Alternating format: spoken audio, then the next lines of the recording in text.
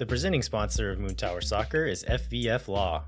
To find out what makes FVF a different kind of injury law firm, you can visit fvf.law. Hello, friends. Thanks for listening to Moon Tower Soccer. This week, the Nick Lima move is officially official. Dani Pereira plays for Venezuela and hints at a potential move. Don Garber gives a little info on potential roster rule changes, and we add to the Austin FC 2024 jersey rumor mill. My name is Landon Cottom, and I'm joined, as always, by Mr. Jeremiah Bentley. Hey, everybody. I'm Jeremiah Bentley, and I guess we're pleased to be joined by MLS writer, author, Substack guy, Phil West, who's going to help us through a little bit of the Austin FC news and rumors. How you doing, Phil? I'm doing great. So you said you guess you're pleased. So, good to know. Welcome. Yeah, it's been a while. We haven't. I don't think we've been on a podcast together since my old one where we did the MLS team draft. Is that the last time? I think so. Yeah, I think it's been that long. And I like to forget that ever happened and feel like we should never talk about that again since I finished. Yeah. Well, it's always really a pleasure to have you, Phil. Well, it's always a pleasure to be hanging out with y'all. So, before we jump into Austin FC news, I think we wanted to plug an event quickly. We don't have all of the info yet, but Jeremiah, do you want to tell listeners what we do know? Absolutely. So we've done this the last few years on January 1st in the afternoon. We've hung out somewhere near the stadium. It's been on the street, on the Delta Denton Donnelly Loop before. That may not even be accessible now, but for anybody that's listening, we would love for y'all to come out and hang out with us. Maybe drink some beer, eat some pizza, probably on us. The afternoon of January 1st, maybe play a little soccer and just sort of have like a coming together and celebrating the new year kind of event. It's been super fun over the last few years. Like it's grown over the years, but we'll be back out there doing that. Probably my giant son will be there. Hopefully, Phil, you've been there the last couple of years too, right? I have. Yeah, it's great. It's one of the fun kind of holiday events where, yeah, I mean, it's just perfect timing. I mean, it's like a good grounding moment for like the journey that we've all been on together too, to go back to the spot where it all started and where we used to go meet up for socially distanced COVID beers at a construction site. To go back to that space is always really special to me. So yeah, we'll have more details over the coming weeks. If y'all have any ideas of things you want to have included this year, let us know. We'll see. Maybe we can make it happen, but we're definitely going to be there on the 1st. So come hang out. It's BYOB and BYOC. So you're it's BYOC. We might actually make it like we'll probably provide beer this year, but yeah, we're not providing seating. And as a Longhorns fan, I will say that we will start it early enough that you can hang out for a while and get home in time for the Sugar Bowl. I want to see the Pop-Tarts Bowl because the mascot is apparently an edible Pop-Tart. An edible one? After the game, yeah. Yeah, after the game. Yeah, they're going to give somebody a giant Pop-Tart to eat. I did see that too. Like some 300-pound defensive lineman is going to like devour the back of this weird mascot thing on the field. I think it's in Orlando, I want to say, which makes total sense. Like that's the city where you would have that. So yeah, I'm horrified and yet fascinated and can't turn away. God bless America. All right, let's get into Austin FC news. So as I mentioned in the opening, the Nick Lima trade is officially official. We reported it, I think like over a month ago. And then a couple of weeks ago, we got the Tom Bogert official. Now that the MLS trade window is opened, it is now Austin FC /MLS official. So Jeremiah, do you want to run us through the specifics of this trade? Yes. So Austin FC announced today the club agreed to a trade with the New England Revolution. Austin receives up to $300,000 in 2024 GAM for Lima, guaranteed $275, conditional $25 if certain conditions are met. That seems like that better be a really easy $25K to pick up. It seems like a weird conditional amount. So that deal's done. Austin gets more flexibility. Austin has now Phil, you wrote an article about this today. Effectively, 2 full-time fullbacks. Well, it depends on how you count, but yeah, you've got obviously John Gallagher. You have Kolmanich, who is recovering from an ACL. You have Owen Wolf, who has sometimes played that as one of the 5 positions he's played, and then you have Hector Jimenez, who was just picked back up. So 2, 2.5, 3.5, depending on how you count. But they probably do need at least one more full-time-ish level fullback. Again, somebody on Lima's maybe talent level or higher. Again, I think that, y'all have talked about this. Oh, by the way, congrats on breaking that news. That was Oh, fantastic. thank you. Yeah, Thank absolutely. you. So there's basically, again, kind of this idea. I think you had talked about this, and this was something that I was kind of thinking about too. Part of the reason Lima was traded is because he could be traded.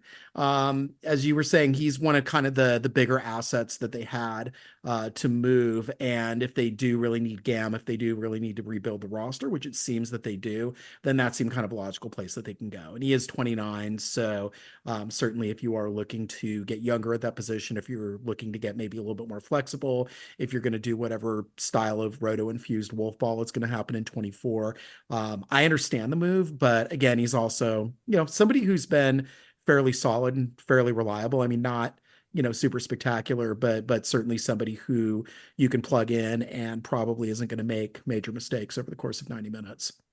Yeah, as you referenced, and as we've said on the show many times, this is less about who Nick Lima was on the field for Austin FC and more about what kind of value he can generate in a trade, because he was one of the few players who was tradable, like realistically tradable. And so now the question is, what do they do with that money that they got? You have I can't remember how much he was on, but whatever his salary was, you have that opened up, plus this 275K guaranteed in GAM, another potential 25K. I would guess like they would want to bring in maybe a couple of free agents to fill in the rest of the fullback spots. And because if you go out and spend the exact amount of money on a similar kind of fullback, like what was the point, right? But if you can get some free agents who are the same level or better, or if you believe Colemanich and Gallagher are the answers there, and bring in some depth guys, like that is some forward progress in my eyes. As far as one question I had, Phil, maybe you have some insight on this since you've been covering the league for so long. With these conditions, it's my assumption that generally when there are like conditional tie-ins to these trades, are they often just minutes based, or could it be any number of things? Like, do you have any idea what is included in those normally? I think it depends. Oh, by the way, to answer your question earlier, I looked it up real quick. Lima was on 375 last year. Okay. So, yeah. So, I think if it's 25,000, probably it is like minutes. It's like, is he going to show up? Is he going to come to training camp? That sort of thing. Obviously with the Fagundes trade last year, I think it was like 300 base GAM, and then there were incentives that brought it up like much higher. If I 600 conditional. Yeah. And so I would guess from Austin FC's perspective that would just be either minutes or appearances, because you're not going to get rid of him for just 300K. So you have to think we're going to get most of that additional 600, maybe not all of it. We're going to get most of it if the Galaxy play him on a semi consistent basis. Right. But I would imagine that those targets are going to be a little bit higher, that it's going to be a little bit more, it's going to be a little bit more of a test for him to get there. Like, he's not just going to be able to show up in Carson and then all of a sudden all that money's going to rain down Austin's way. Yeah. What I think my reasoning, if I were in charge, would be like, X number of minutes or appearances means this much GAM. Another X number of appearance or minutes on top of that means a bit more, meaning that 600 is not all or nothing, that it could be incremental. But again, we don't know. We might not ever know if Austin got any of that money. Yeah, I doubt we'll ever know. unless we can, get a look at the paperwork somehow, but I don't see. Do we like this deal? I think we've known this number, and I think when Boger initially reported the 275K, that we were like, that we're fine with it. Now that we know that this is the actual number, how do we feel about the number? I think the number's fine. I was kind of hoping for a little bit higher maybe, but I think now that we've known about it for so long, it just kind of becomes in a way part of the landscape. I think your attitude about it is really all kind of contingent on what you thought of Nick Lima as a player. If you thought he was a quality everyday starter that was really going to elevate what Austin was trying to do, or if he was just kind of this player to plug in that was okay. I think you've referred to him as like sixes across the board. And if you're not really jazzed by that, then yeah, you're taking the dice roll on, somebody new who's coming. And again, you don't know necessarily what you're going to get, but there's a chance at least to get something that could be a little bit more different, and a little bit more dynamic. But I mean, I could certainly see in a couple months' time, everybody kind of ruining the decision to let Lima go if it doesn't work out in the fullback replacement market. But we'll have to see. I mean, again, it's just, it's if, people are saying, let Roto cook, and then, if it's all of a sudden no, not that way, then there's not a lot of faith and confidence in him, apparently. How are you feeling, Jeremiah? I mean, it's just one of those deals. It's like, I feel like we talked about this so much over this offseason and even back to the first year where, if good decisions are made down the road, it's positive. I feel like Lima's maybe not a guy that fit into this system as well as he might in other places. So maybe there's like an opportunity to achieve value there where New England like sees more in him than Austin is getting out of him. I think that's where the upside of this deal is. But it's not a slam dunk. It's not either way, right? It's not like a great trade either way, and it's not like an awful trade either way. And so much of it depends upon what Austin does with the salary flexibility that Austin gets out of it. Which exactly, kind of to Phil's point, like we're going to let Roto cook, but we're also going to overreact to every single part of it, which is probably not like actually letting Roto cook. So I'm gonna withhold judgment until we see how the whole offseason shakes out. Yeah, I agree with that. I'll say I was kind of hoping that we could fleece a team for more than what we got for Lima, but I don't necessarily know that like at this point he's worth more than what we got for him. So I'm not upset by the number. Like in a vacuum, y'all are both totally right. It's going to depend on what we get from him, but the number on its own, I'm okay with it. Yeah, and I'm just as a side note, I'm really happy at some of the independent journalism that's been taking place to try to confirm this, which involved somebody finding Nick Lima selling his pool table on Facebook Marketplace, and then his wife was wondering how she was going to move breast milk across the country.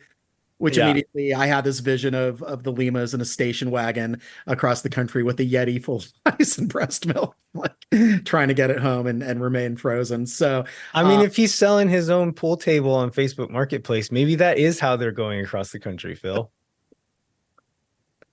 I love the places that like the independent media people have had to go in trying to confirm this rumor. It's amazing, and it's wonderful, and it just adds to the tapestry of the media landscape here. So I love all that. But I mean, seriously, I wish him well. And again, I mean, I think, and that's the other kind of point that I made. I also made this to the Blazing Musket, which is kind of my corollary over in New England. It's a Substack there that covers it, which was out of the kind of ashes of their SB Nation site. So they were, just kind of wondering how Lima was going to set up as a player. And I mean, it sounded like kind of a lot of what they have, but this is exactly the kind of player that Bruce Arena loves. And Bruce Arena, of course, is over there, but you get an MLS veteran, a lifer, who knows the league, who knows the system. He's got the benefit of also being a fringe national player. He had some caps there a few years back. I mean, that's a consummate Bruce Arena player, but of course Bruce Arena is no longer there. So just kind of curious to kind of see how that will shake out. And as I pointed out, they're going to play a CONCACAF Champions Cup. So Nick Lima will be doing what most Austin players will not. Yeah, I mean, I think he is a good fit for New England. So I think from their end, this is a pretty good move too. Let's jump into some of the more I guess juicier bit of news, more speculative bit of news, which is about Dani Pereira. So before we get into the rumor bit of it, we'll talk about what actually happened, which was he played for Venezuela in a friendly against Colombia on Sunday night. It was I don't think like a full team for Colombia either. It was a more experienced team on the Colombia side. On the Venezuela side, it was a very young team. I think a lot of the players in this game were guys that they're looking at for their Olympic run. And so some very young players on the team.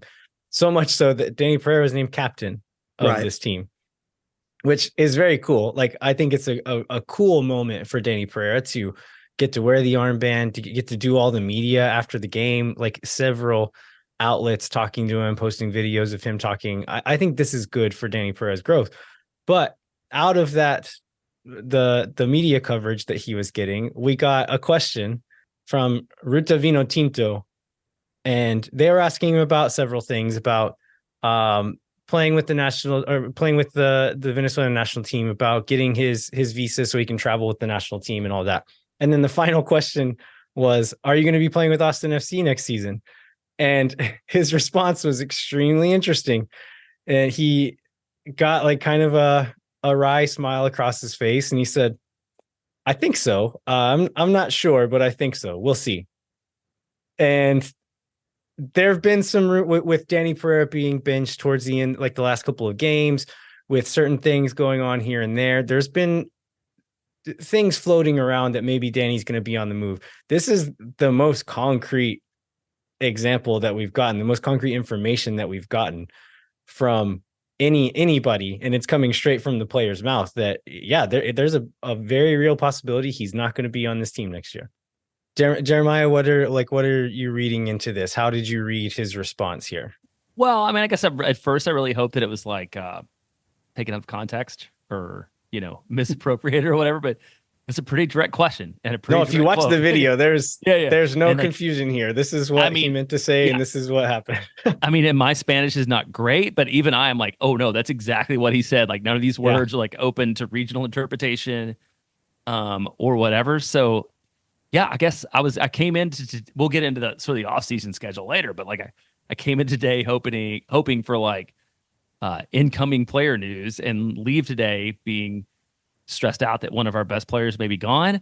And I thought that if Dani was going to be out of Austin, just what I know that Austin FC would probably sell him for a giant pile of cash to Europe.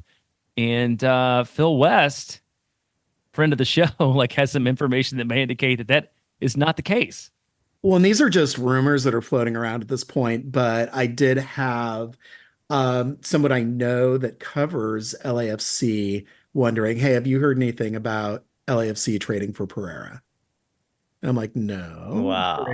I'm hearing rumors that he might be going, but I did not hear a team mentioned. And then checked in with somebody else that I know who says that there might be other teams that are interested as well. There might be a three-way deal cooking. The other team that was mentioned is kind of maybe the surefire, could be really interested, really deep into it, is the Crew. So yeah, you have the MLS Cup competitors. Both of, if Dani Pereira was traded to either of those teams, I think would greatly upset the Austin fan base for different reasons. But I do think, I mean, if this is happening, I mean, again, I think there's a bunch of speculation as to what it might be. Some of it might be kind of his visa situation and that being kind of unclear about like when he can actually get to Europe and all that. My kind of theory on it is like, again, if Austin gives up all their kind of sell-on rights, if he does go to Europe, then I think it's going to be a really bad trade. But let's say just, kind of let's entertain the scenario here. Let's say Dani gets traded to LAFC. Dani gets a chance to shine in that system, has a really good year. Then he moves to Europe. And let's say LAFC has 50% of the sell-on rights and Austin has 50% of the sell-on rights. And let's say it goes for like 5 to 6 million. Like, then all of a sudden you've got LAFC and Austin each getting 2.5, 3 million. So that would still be good business. And you could even make the case that maybe there are better teams that Dani could showcase on and really develop, given a 2024 season where he gets to be, maybe part of a more, dynamic functioning offense than Austin's been in 2023. So maybe, I mean, maybe it's not a terrible, like, oh, we're just cutting our losses and just getting rid of this incredible asset. Maybe it's like, we're going to develop this asset kind of in coordination with another team. I mean, I think that's, if he's moving, kind of a best case scenario for what could happen. I mean, the worst case scenario is, of course, just that it's just cutting ties with him altogether, and there's no kind of benefit from getting him first in the super draft and cultivating him over these first few years. I would think that I want to push back on a couple of things you said. That I don't know that Dani Pereira at his age is ever going to go for $5 or $6 million. Okay, I was just kind of throwing that out there as a hypothetical. Yeah, but like I think like so. Okay, let me pitch a different scenario where we don't get any sell on, but we get a very large amount of GAM now. do we think that is also good? What is Or the number? Like, what is it? So I was talking with Mike Crignola in a chat earlier, and he said that his lower limit was 1.1 million, which is the current max that, like, if you sold a player abroad, that you can convert to allocation money. Okay. And so if we're going to trade him within the league, I want the most amount that we would get if we were to trade him abroad that we could actually use on the roster. Okay. But I honestly think, like, I mean, and if he's still young enough that he could have a breakout and get up to that 4 to 6 million mark. But my guess now is that, like, kind of his ceiling is like 1 to 2 million as far as an international transfer goes.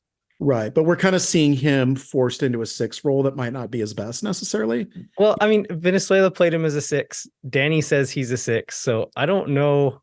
Like, but he's not, I mean, he's not a destroyer 6. I mean, he's kind of more of like a deep lying playmaker 6. And I mean, again, there's and splitting hairs and all that, but it's just, again, a question of what would he look like in, LAFC system versus what he's looked like in ours. Yeah. And so talking about LAFC, that's interesting because Kellen Acosta is a player they've had for the last few years. He's out of contract and I think he makes just over $1 million right now. If you can move on from Acosta and bring in Pereira, they're not the same player, but they're not so different. Bring in Pereira, maybe you'll give up some GAM or a player on the front end, but then his salary is going to be much lower than Acosta's is. I could see how they would be interested in that move. So, like, that part of it, I think, makes a lot of sense. Or what if you trade Pereira for Acosta?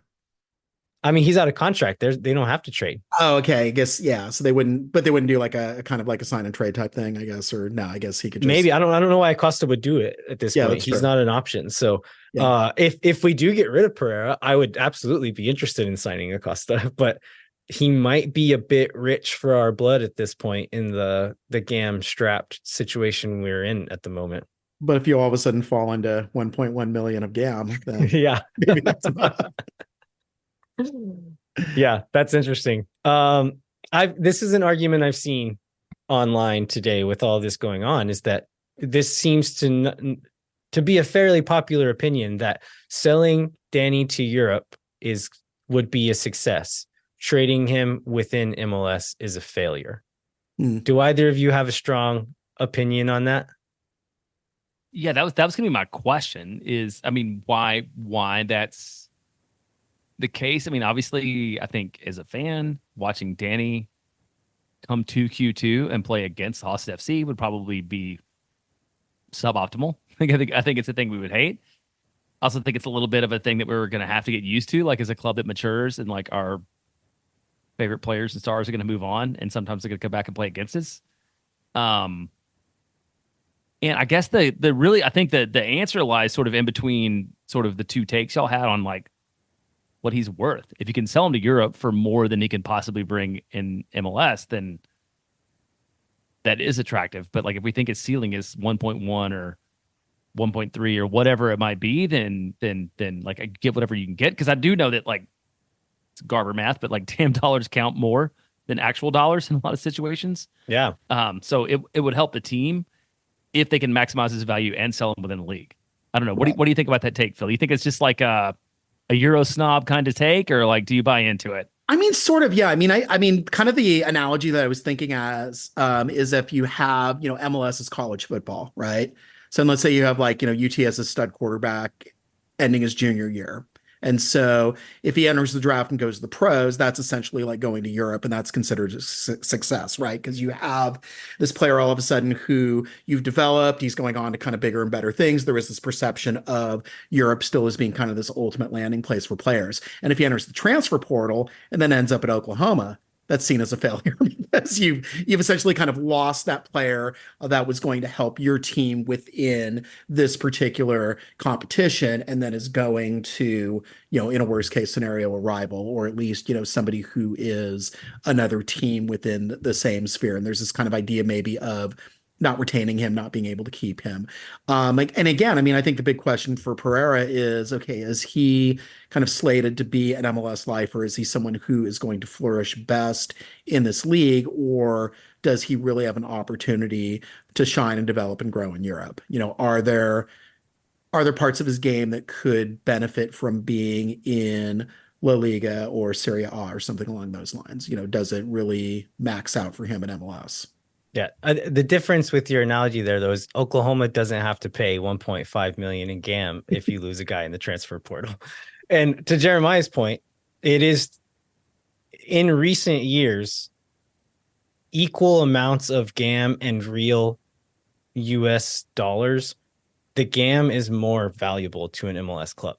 Mm-hmm. And so if we trade Dani away for 500K in GAM, yeah, that's a waste. I hate that. But if we can get like over $1 million in GAM for him, or like equivalent players or whatever, it's not monetarily, it is not a bad move. I understand the emotional aspects of it, and I feel that, but I would be sad if he goes to another MLS team. I would not be mad if he goes to an MLS team for a substantial amount of GAM, because like we said, it is worth more than real money in this league at times. Another thing I meant to go back on. Do we think that Dani's not a starter for LAFC? I don't think so. Do y'all think he is? Depends on what they do in the offseason. I mean, if he's part of how they're resetting and getting younger, if Acosta's out, and like, where's Ilie at? I mean, I think they're still trying to make decisions. I think he's still under contract. Okay. And they have Bogusz. They have several younger guys who I think are like the next wave. Kellen Acosta, who I think is a more complete player than Dani Pereira is at this moment, might not always be true. Kellen Acosta wasn't starting for them a lot of this year. So I think that would be something very interesting to watch. If he does go to them, like, what kind of time is he actually getting? Because I don't think he walks into that midfield at this point. Right.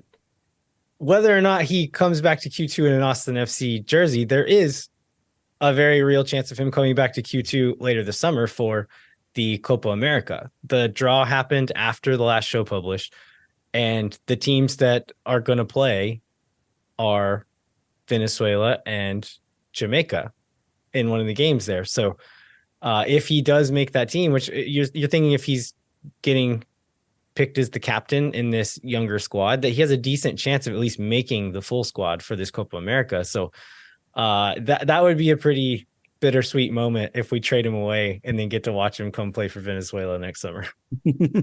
Yeah, I would say, either whether he ends up going to Europe or within the league, that he comes back here.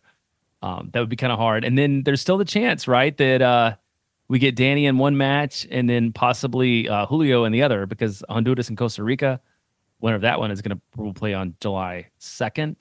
Right. At Q2 against Paraguay, right? So yes, there's a chance. So Rodney Redes. yeah, Rodney. Yeah, I'm sure Rodney and Cecilia will definitely be nailed on starters for Paraguay in that one. Romagna too. Yeah. No, he's Colombian. Yeah, he's Colombian. He just played at Guarani. Right. Yeah, that's right. He played professionally. Yeah, that's right. Okay, sorry. Professionally-ish. Yeah. Any other thoughts on Dani Pereira before we take a break?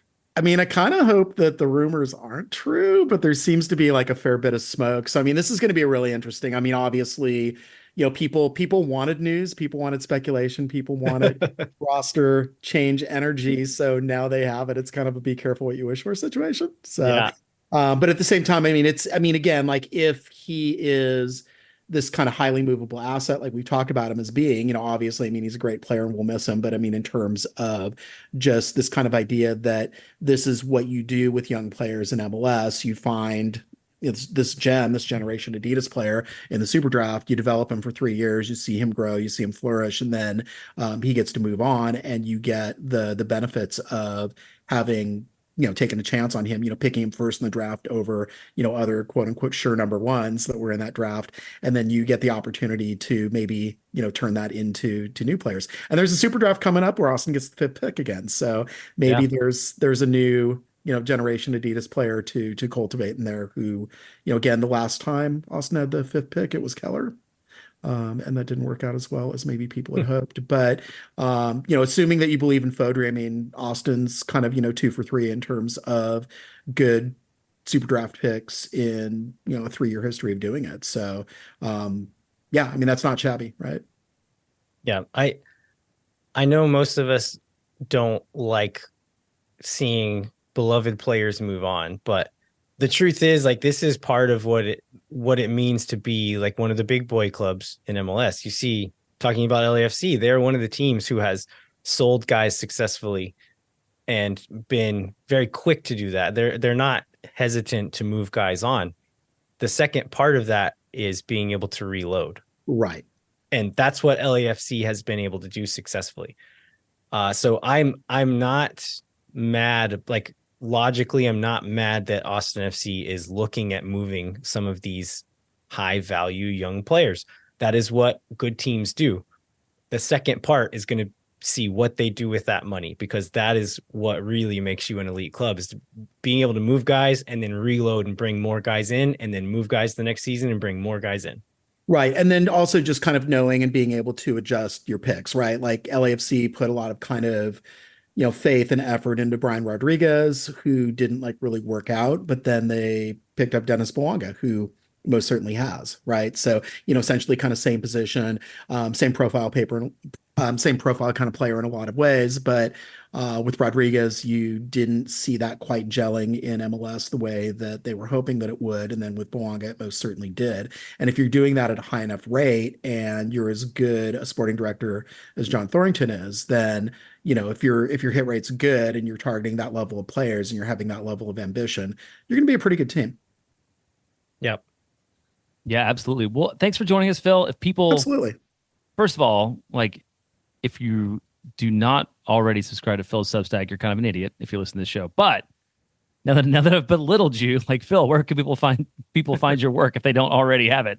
It's verdeallday.substack.com. I'm on Twitter at Phil West, and kind of increasingly distressed with Twitter. I'm on Threads at Philippe West. I'm on Blue Sky. I'm on other platforms that are very, very hard to keep up with. So I feel like this is going to shake out, in the next few months, I hope, and we're all going to settle on one platform to be on. But until then, yeah, I mean, those are the places. And the Substack, yeah, I've been putting things out several days a week during the off season. A lot of kind of speculation about players that Austin might want to sign, might be interested in, a lot of kind of nerdy deep dive stuff. And now we're actually getting into real news again. So it's been refreshing, but it's also, I never know when the hammer is going to drop, and I'm going to have to turn around and, write something, which is part of the joy and the thrill of it, but also the weirdness of this time of year. Yeah, such is the life of independent media, huh? Yep. Well, Phil, we appreciate all the work that we do. We always enjoy having you on, so thanks for joining us. And yeah, good luck with the rest of the off season. Thank you. Appreciate it. Y'all too. No one is around.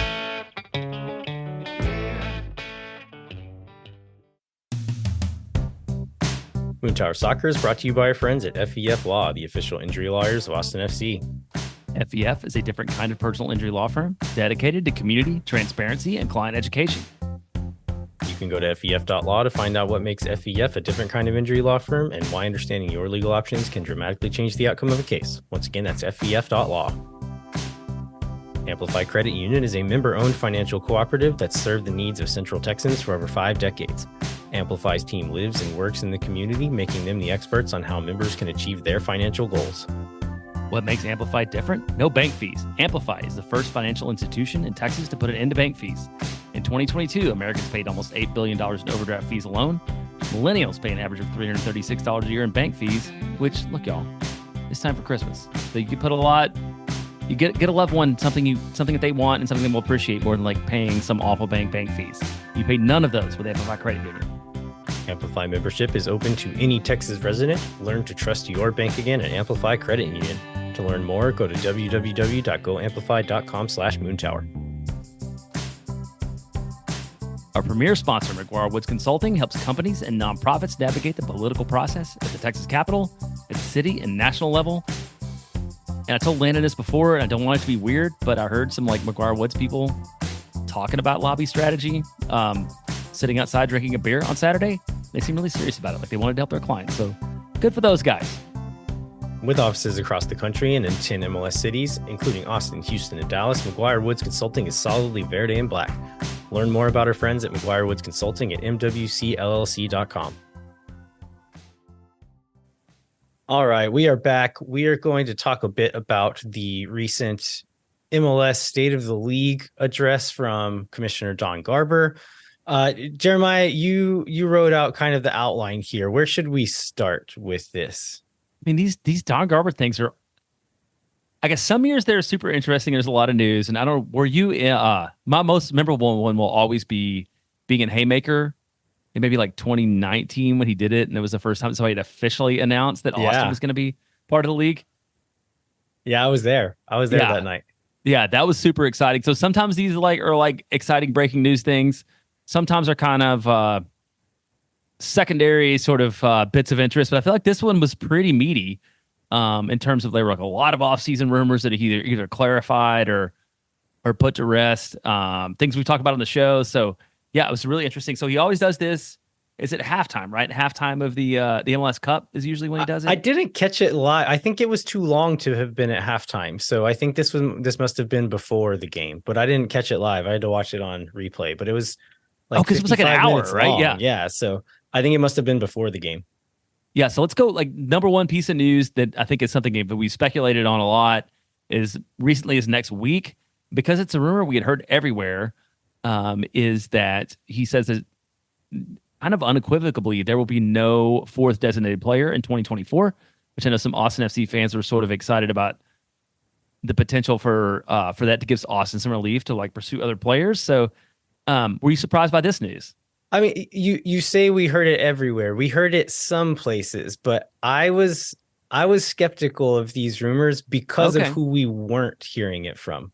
Okay, so who did we not hear it from then? We did not hear it from Tom Bogert. We did not hear it from Jeff Reuter. We did not hear it from Paul Tenorio. We didn't hear it from any of like the big newsbreakers in MLS. And for that reason, I was like, I'm not so convinced. I think that was the big headline, right? And a lot of MLS fans, like the diehards, reacted to this news negatively. I don't know that it's necessarily a bad thing, because Garber goes on, and we'll get into some of this. He goes on to hint that there are changes coming. It's just not this fourth DP thing. And that's like, there are other changes I think are more important than a fourth DP. There are, but I feel like the way one is just like, we don't know what those are and they're not tangible, right? Because he says after that, I think he said like, oh, there's going to be some changes coming you're going to be excited about. And they weren't even like, I don't believe that they were like specifically there are roster changes or salary changes or anything you're going to be excited about. He just said changes. I guess the good thing is we're going to know soon, right? Because he referenced the meeting. Is it this week? This week. So he said this was on Saturday, and he said next week. So it should be coming out sometime this week. The new change. I guess the meeting is happening. Who knows when they'll actually release it? But he kind of acted like that information would be publicized this week also. Yeah. Okay. So you're not okay. So you said it's not necessarily a bad thing because there are other things are coming. Do you want to go into why you think maybe it's not a bad thing and what the other things are that we might know about or will know about?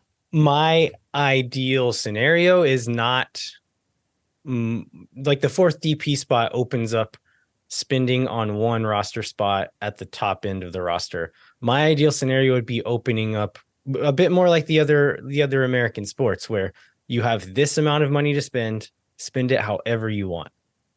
And then we have, instead of having like $4 million players and then a bunch of $250,000 players, we can have 6 $1 million players.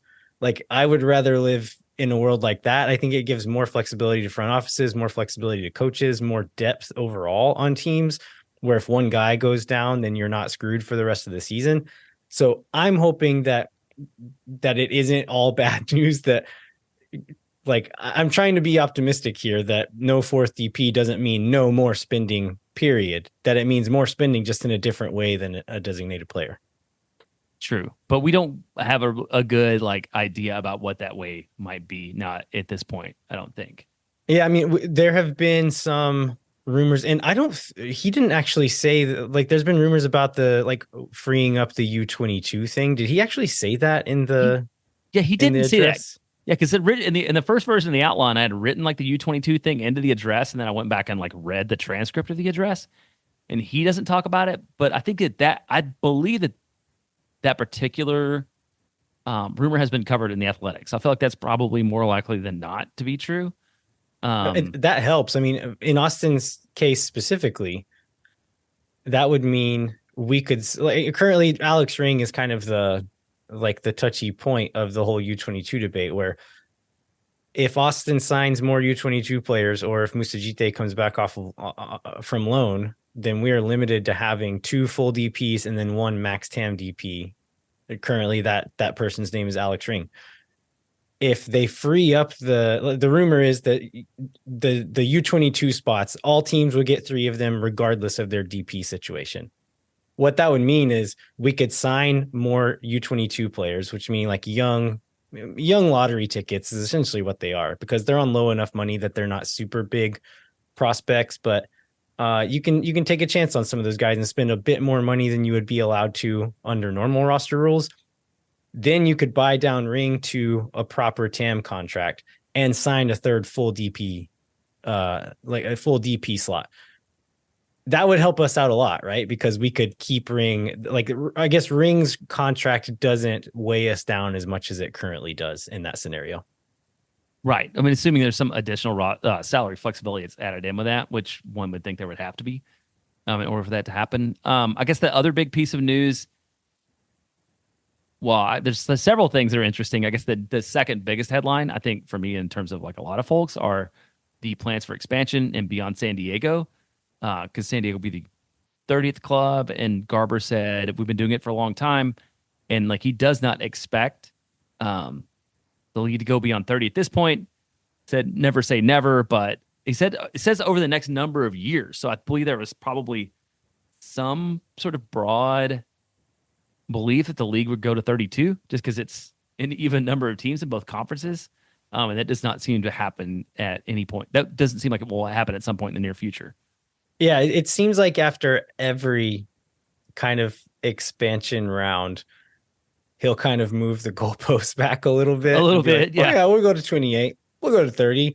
And I think a lot of people were expecting that to happen after this 30th team was signed. Ended up being San Diego. Yeah, he definitely did the opposite, right? He said like, no, we're good for now. Not saying we'll never do it, but I'm curious if like with them growing MLS Next Pro, if like I don't know that they'll ever do like a pro rel type thing, but if they were ever going to, I think they would have to bring on those teams to a second division first and not have them buy in at first division prices. But yeah, I mean, I thought that was interesting that he said in such sure terms that we're not going to do it right now. Yeah, he says we've got to look at how this all develops over the next number of years, which I think is very direct. So, like, are you thinking, so you let Sacramento or Louisville into like MLS Next Pro and then see how they do, and that's the path forward to? Obviously, like this is like uninformed, but like, does that kind of guess about how maybe it happens? Maybe that's what it is, and like instead of like a proper pro rel thing, there would be like growing to a much larger thing where like there's like I don't know, we'll get into Apertura Clausura stuff here in a second, but maybe there's something like that, and then like a Champions League type thing that teams play in, and like lower league teams can play their way into that kind of thing, or something like that. But I wouldn't be surprised if the immediate growth in the next few years comes in MLS Next Pro, as we've seen them add teams that are not second, like MLS second teams. There's some independent teams joining MLS Next Pro, and be surprised if MLS expansion comes from that route in the near future. Yeah, and I think that was a so the league's been in rapid growth mode over the last few years, probably sort of at a maybe unsustainable pace a little bit in terms of growing cities, and a little bit in terms maybe of this is maybe not as fast as some people want, but in terms of roster changes. So I thought another thing was interesting was when he was asked about sort of the rules for spending and roster, the way that he talked about that being a long-term thing and not being reactionary. And he says, The rules are in place to manage the strategic investment their owners and teams have in delivering a product on the field that can capture the attention that we're looking for. And really talked about that what I got out of this is there's like no specific timeline for when Major League Soccer would like open everything up, that like he's interested in that. He knows the fans are interested in it. The league office is interested in it, but the league is never going to get out ahead of themselves and create like an NASL situation where it's going to be unsustainable. So there's no timetable, but like when the time comes that like teams can just open the pocketbook and go crazy, they'll do it, but they're not going to push that agenda forward. Yeah. And I thought it was interesting that he was referring to like doing away with some of the like the siloed spending and the restrictive rules, and maybe like going towards what I was saying, where it's like, okay, here's the amount of money you can spend it how you want. And I don't know that he's ever referenced it so directly like that before. So I thought that was interesting too. And he's kind of saying like, we have these rules in place for essentially a specific goal. Once we've achieved that goal and we don't feel those rules are necessary, we'll do away with them. And so like as frustrating as MLS is and as slow moving as they are, I do think they've been very successful in a lot of these goals that they've set and achieved. I think they probably could have done it a bit faster if there weren't some of the ownership groups kind of being reluctant to move spending ahead.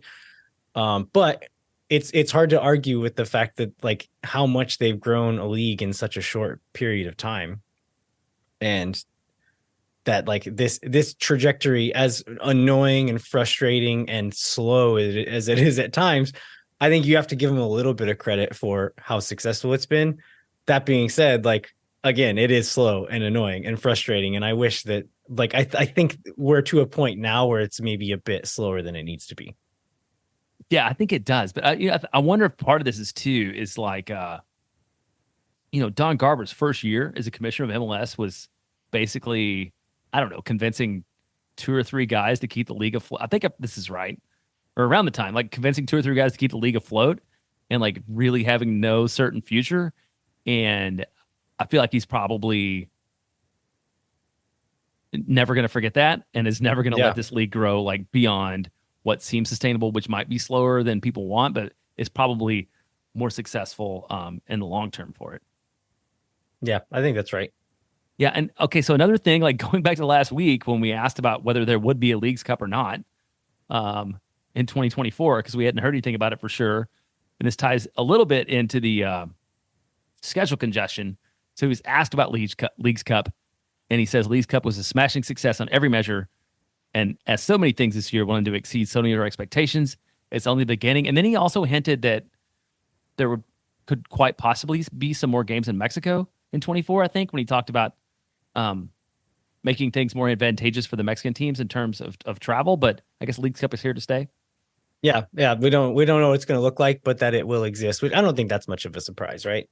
No, I don't think it is. I think he seemed to kind of the U.S. Open Cup seemed to be the odd tournament out. Is that right? And I thought that was interesting. He's very high on the Leagues Cup, and then he got asked about schedule congestion, and he said basically we got to figure out some way to judge your own participation. And the U.S. Open Cup was, it seemed to be the one where maybe there would not be the participation from the league, which I'd not heard him say before.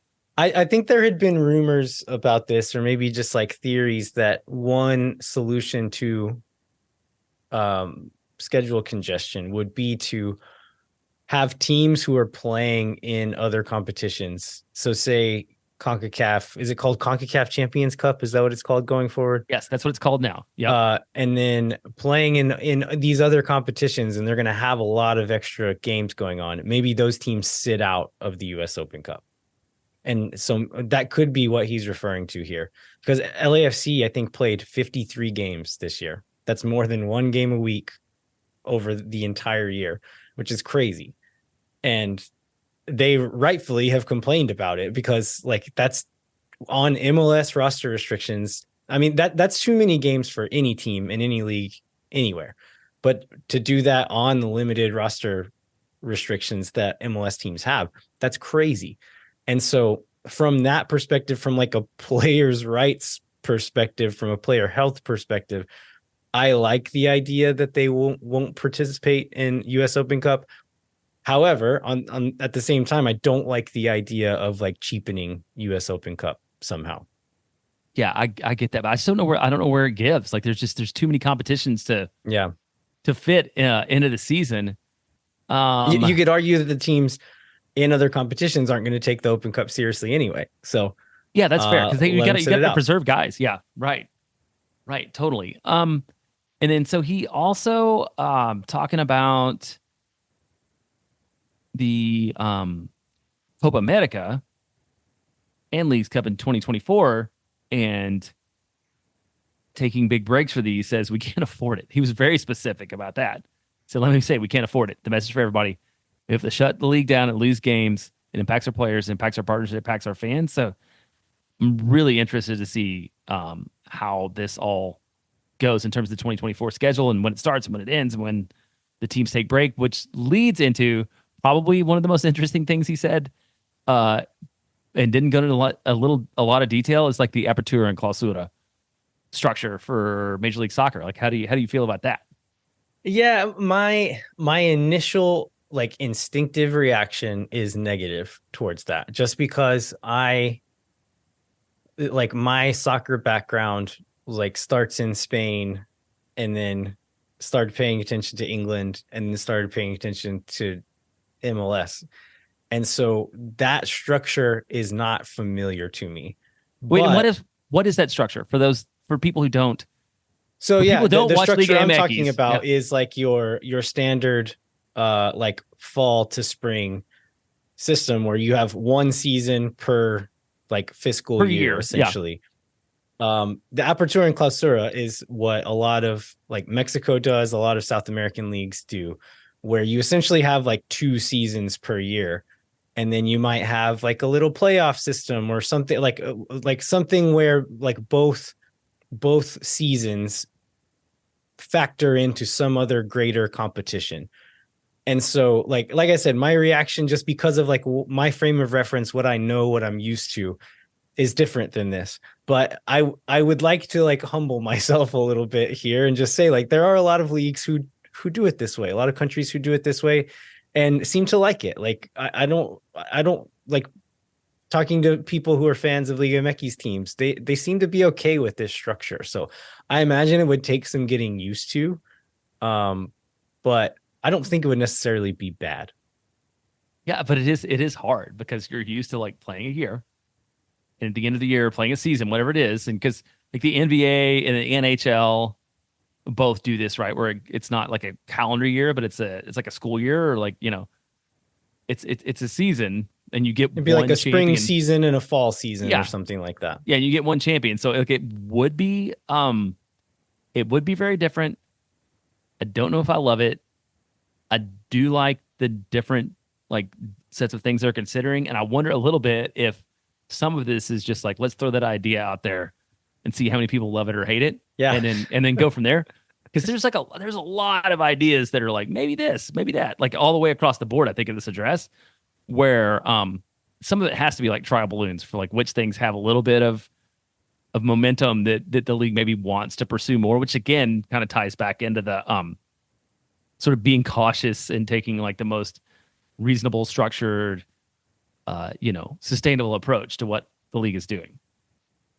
Yeah, and I think from like a fan psychology standpoint, one positive of the apertura clausura structure is that you have more chances to have a successful quote unquote season. And my like part of me thinks like, well, that kind of like cheapens the whole thing, right? It's because like, oh, this one didn't matter. We'll win in the spring or whatever. Yeah.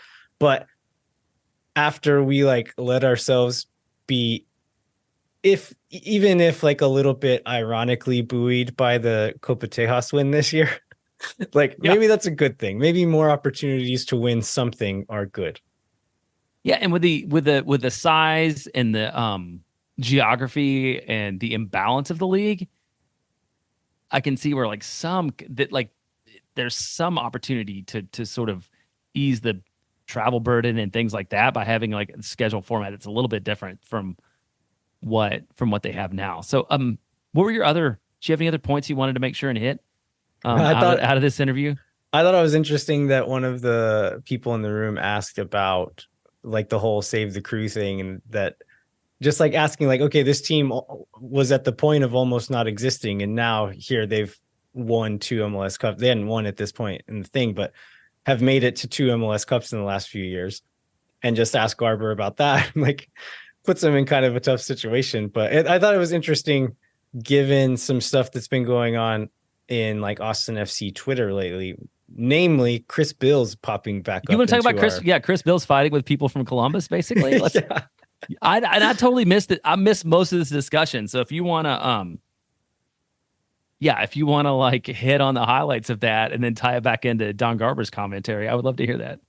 I think this goes back to just like the respect that I have for the work that Chris Bills did in the time in Austin soccer that he was doing it, in that he's from the Columbus area, was a Columbus Crew fan as a younger person, ended up coming to Austin, became like the writer about Austin FC during this whole period, and was accused by people on both sides of being like a homer one way or the other. And I think that means he was doing a good job, because he was asking hard questions of Austin FC leadership, while also like writing positive things about like the soccer culture that was being built in Austin. And like some of the Columbus people didn't like that. And so I think Chris had a tweet yesterday saying that the Columbus Crew are a top 5 sports story in the world in the last few years, period. And I saw some reactions to that saying like, I thought Chris was an Austin guy. I thought he was on our side. And it was like, well, no, actually he was fighting with Crew people just last week, saying that like it was people talking about like how Anthony Precourt tried to steal a team. And if it weren't for the fans in Columbus, like putting up a stand, then. And Chris was saying like, well, I mean, the fans, yeah, they did, like, it was commendable, but the real reason the Crew still exists are because a new ownership group came in and paid for the team and said that they were going to put a stadium downtown. And that's what Precourt was trying to do the whole time, and they weren't going to do it. And that's why he wanted to move. Yeah, and convince the city and state, like convince the city of Columbus and the state to pitch in the money, which is the other part of it too. Yeah, so no, I thought that was good work with Chris, and the commissioner in his very commissioner way basically said like, oh, it's amazing. Like, we're happy for both of them. I think he managed to call both stadiums world class, like, or the best in the league in the same quote somehow. Which I think is true. I think it's true. Both of them are very nice stadiums. And all that to say, like, I think like Chris is right. Whether or not you like agree on it with every part of it, I think he's right on all sides, that what the Save the Crew movement did was commendable and cool. It also is probably not even the top 5 reasons why that team is still there. Most of those reasons are billions of dollars. And it's also true that like what Columbus is doing is really cool now. Like, all of this can be true. And what Austin is doing is really cool. Like, all of this is true. And like, that's what Chris has been talking about and reporting on, and he's always going to catch strays for being on one side or the other, maybe less so as time goes on. But I've always really appreciated that Chris has like been willing to ask the questions and like say things like they are, regardless of how various sides of an argument might view them. Yeah, and he probably won't listen, but I happened to talk to him today just randomly, and he's like happily like and his family place just outside of Toledo. And probably like happy with his life and happy to be outside the soccer media. So like, good for Chris Bills right now. All right, well, let's you want to take another break, and then we've got some more. Oh, you've got some jersey. I don't even know what you call it. Some jersey, some tea. You've got some info, some new info. Yeah, cool. Let's take a break, and then we'll talk about that, and we'll cover the rest of the Austin FC news. Moon Tower Soccer is brought to you by Covert Ford. The Coverts have been meeting the needs of local car buyers for 114 years because of their service, financial expertise, and support after the sale. In addition to supporting car buyers, Covert's an important part of the soccer community and the official automotive partner of Austin FC. this week we want to talk to you about a Ford F-150 XLT. You can get it for 2.9% APR for 72 months, plus no payment for 90 days. This is stock number 2231529. Advertised price is $44,648 with MSRP, dealer discounts, and rebates. You can get this again for 2.9% APR for 72 months and no payment for 90 days. See dealer and website for complete details. If you're in the market for a new or used vehicle, be sure to check out covertford.com. Moon Tower Soccer is brought to you by Sage Wilson Realty. The team is made up of awesome experts who are client-focused and have over 30 years of combined real estate experience. If you or someone you know are in need of Sage real estate advice in Austin, talk to our friends at Sage Wilson Realty. Be sure to check them out online at sagewilson.com.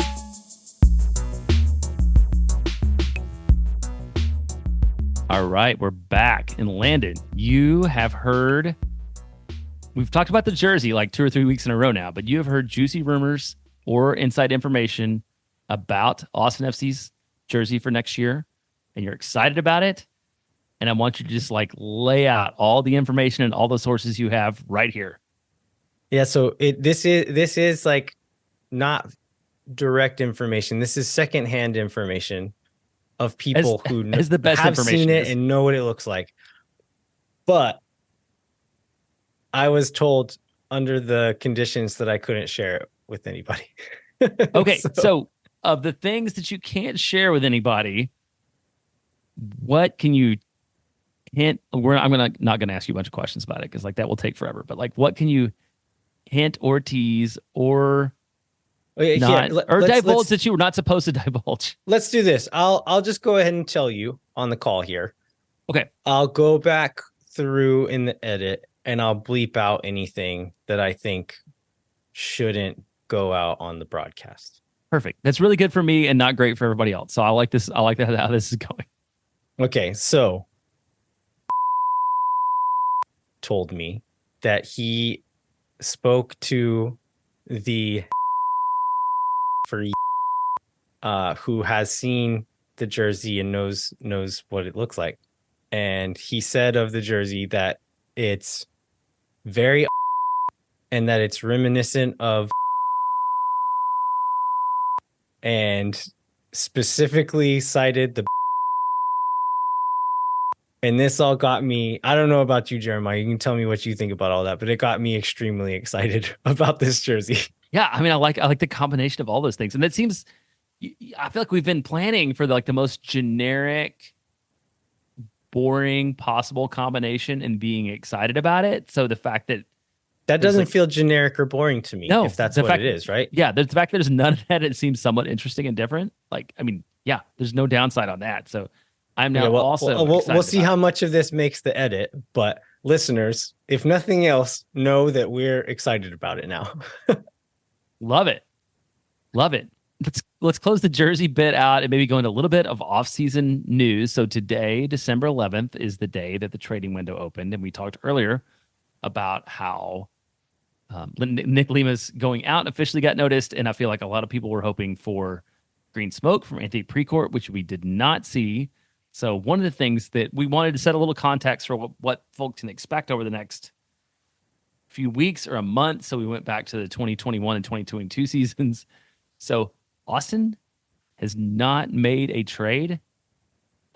Didn't make a trade in either of those off seasons. So this is not out of line. And there weren't that many trades today, right? There was just a couple, I think, total across the whole league. Yeah, I think there were like 3 or 4 announced, and then Bogert has reported on 3 or 4 others that he expects to be announced soon. Yeah, and then the other thing is then free agency will open on Wednesday. In neither season did Austin announce a free agent signing on the day that free agency opened. The closest being that Austin, the day after free agency opened, announced Alfonso Ocampo-Chavez as a free agent signing, which, take it for what it is on like how exciting or like roster moving that was. It was something though, right? And I added in a note on the notes here. If you'll notice, AOC signed, I added 12 days AC. That stands for after Cup. So that's after that year's MLS Cup. Yeah, so that's going to be, and we're now what are we? We're not 12 days after. We're 2 days after. We're 2 days after. Yeah. So, yeah. And then I think the earliest we've gotten in the last couple of years was Ethan Finley was signed on December 15th in 2021. That was 9 days after MLS Cup. Maxi Urruti was 17 days after MLS Cup. So all this to say, I know we're all eager for news, but for our own mental health, we should probably temper our expectations and be a bit more patient. Yeah. Yeah. And then really both years, the majority of the offseason signings came in January. Yeah. In both 21 and 22. So obviously the first season was a little bit different because we were building a roster, but don't read anything into the fact that as soon as things open, nothing happens. One bit of player acquisition that we know will happen next week is the Super Draft, which will happen on Tuesday the 19th. We'll do a little bit of a preview next week. Austin has the 5th pick in the first round, and then I guess wherever it is again, like the 34th or whatever the next one is. Currently we do not have any additional picks. That could change. We could trade for some or trade some of our current picks, but as of right now, we have the 5th pick in each of the 3 rounds. Yeah, I think you said you're going to watch some film maybe this week, hopefully. Yeah, I mean, a little bit of a preview because Austin should get. I think Phil mentioned this. We should get another there should be a Generation Adidas guy available. Yeah, we'll have a shot at one of the high prospects. So I know the North End guys have been going through like all of Top Drawer Soccer's like top college picks. I love that they're doing that. I commend them for it. I'm not doing that. You're not going to do it. I love that. I'm going to wait for particularly Travis Clark from Top Drawer Soccer. He seems to kind of be like the guy for this kind of stuff. He puts out a big board every year. Ivis Galarcep from SBI Soccer puts out a big board. I'll look at those. I'll look at the like Generation Adidas players, like the top 5 or 10 guys.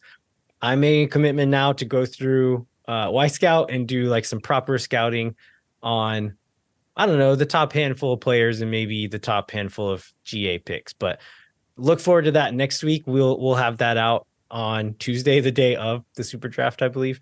But so we won't know Austin's pick, but we'll give you kind of a scouting report of who the options are, and whenever the draft comes around and they make that pick, you'll kind of know what to think about it, where that falls into what the expectations were. Yeah, and we mentioned the expanded player pool when I was on with Mike a couple weeks ago when the news came out. So in addition to seniors, there'd be like sophomores, juniors, and above will be eligible, and then even down to freshmen, people like players will be able to sign Generation Adidas contracts. Like, how much do you feel like this contributes to legitimacy of the Super Draft? Yeah, I don't know how much I think time will tell how much it contributes to the legitimacy. I like it from just like a player freedom standpoint, that like I don't like that they're beholden to X number of years, and like that's not how. I mean, even the other American sports have moved away from that and loosened that stuff up in recent years. The soccer market just doesn't work that way. So I don't like strapping these guys to these weird standards of you have to be in school for X number of years unless you get a GA contract, blah, blah, blah, blah. Like, if you're good enough, if you think you're good enough, if you think you can get a contract, join the draft. Like, I'm glad they're able to do that. I don't know how many of them are actually going to get signed or make a difference like that. Like, time will tell that over the next couple of years, I'm sure, but I do like it for the players. Yeah, I agree with that. Another piece of news we expect this week is we believe that the league will put the schedule out on the 20th, which is Wednesday. And I think we'll probably have Seth Rao on again in the next few weeks to talk. He came on last year to sort of break down the schedule and what we could expect and talk about travel. So we'll have that again. For those of you that follow Austin FC on LinkedIn, Austin's hiring a director of player personnel, which was the same job that Sean Rubio had for like 2.5 years. That was a little bit interesting because Roto was a little dismissive of the importance of that position when we had the post game press conference. Like, what do you have any thoughts on that? Yeah, I read through the job posting. This seems like a 'Cause lower level. You were thinking about position. applying? No, I'm not You're applying. okay. I'm absolutely not applying. It seems like a lower level position than what Sean was at the time that he was here, if that makes sense. Like the title is the same, but I don't think you're going to get like the second in command of an MLS front office getting this job. This seems to be like the posting reads is more of a thing like somebody who has done some work for a professional sports club to come in and kind of more or less like an entry level position, not quite entry level, but not far from it either. Kind of run the cap math spreadsheet and not do a lot more than that, maybe. Yeah. Yeah. And I guess the one other piece of news we got was that we got the Coachella Valley Invitational schedule this week. So Austin plays Chicago Fire on February 7th, the Galaxy on February 11th, and the Red Bulls on February 14th. I expect it's probably the bulk of the preseason schedule. Maybe they'll have some scrimmages or whatever at St. David's Performance Center. So maybe fewer Verde Hill matches than we've had in the past. I'd expect there'd still be some though. I think there's been like 4 to 6 preseason games / scrimmages the last few years. And so I would imagine there will still be some at St. David's that folks can go stand on the hill and watch over the fence. But yeah, it looks like at least 3 of them are going to be in California. Again, they call it a tournament. This is not a tournament. This is still just preseason games. So preseason games, yeah. Don't read anything into these. I imagine there'll be unlimited substitutions and maybe have 2 or 3 different goalkeepers play in these games and all of that you would expect with preseason. So yeah, I mean, that's what it is. I don't know what else to say as far as setting expectations or what to expect from this, but it's going to be preseason. Yeah, you hit on it. I feel like part of being a tournament is that you win games in advance, right? Into like a semifinal or final. And this is just like they're going to play 3 friendlies and then it's over. And then go home. And then go home. So and then they'll know if they want to sign their draft picks or because like the draft picks are probably going to play in this. Like some trialists are going to play in this, and that's part of what this is for. So they'll still learn from it and get stuff from it. But as far as a competitive thing, it's not that. It's not that. And then I guess I think this is the last piece of news we have is the Major League Soccer, which apparently is a shadowy selection panel, so we couldn't figure out who actually selected these awards.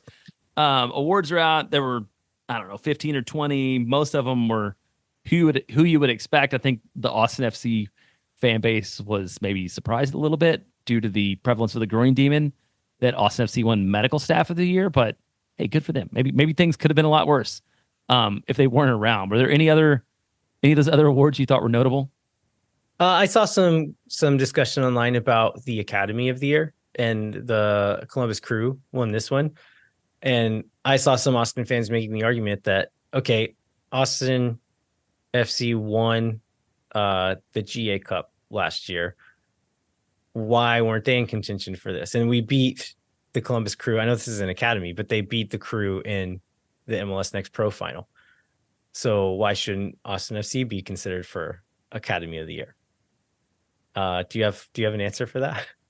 Well, the other thing I saw was the U15s won their GA Cup. Won the GA Cup too. But yeah, you sort of found the most recent results of MLS Next Fest, which said maybe Austin wasn't as deep as some of us might think. Yeah, MLS Next Fest, which is their the tournament that they have a few different tournaments they run throughout the year, but the Austin FC U15s and U17s went to that and both lost all 3 of their group play games to other MLS clubs, and they were all fairly close, but they did lose all of them. And so, yeah, I mean, we're excited about our academies, but we are still new. They're still building. I mean, there's not a lot to. It would be surprising for an academy that is this new and not that deep yet to get that designation. So I wouldn't worry about it too much. Yeah, I would take this tournament and the GA Cup that the U15s won with equal amounts of salt. I think it's very fair. Well, I think that's it, man. I think we hit on all the news. We covered on everything we had to in a week when I think we were both worried that we wouldn't have anything to talk about. And then today, a lot of interesting things happened that the They gave us a full show. The universe provides, Jeremiah. Yes. All right. Well, before we wrap up, we'd like to remind you to rate, review, and subscribe wherever you get your podcasts. We really appreciate the kind words and all of your reviews. Come follow us on Twitter at LViajero87, at jbentley_ATX, and then at Moon Tower Soccer on Twitter, Instagram, and YouTube. And then check out the Patreon. As we enter the new year, we'll start exploring new rewards and all that. And then sign up for Phil West Substack, as we mentioned earlier in the show, verdeallday.substack.com. Thanks so much for listening. We'll be back next week with a super draft preview. I'm going to do some scouting. We'll have some scouting reports for you. Maybe we'll have some free agent signings, maybe some trades, maybe some transfers.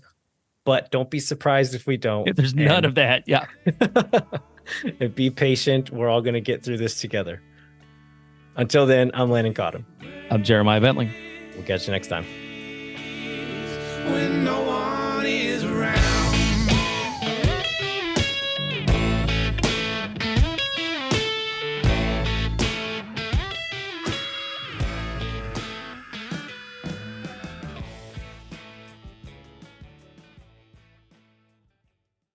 Think for nothing, you never. La gente Oh my God.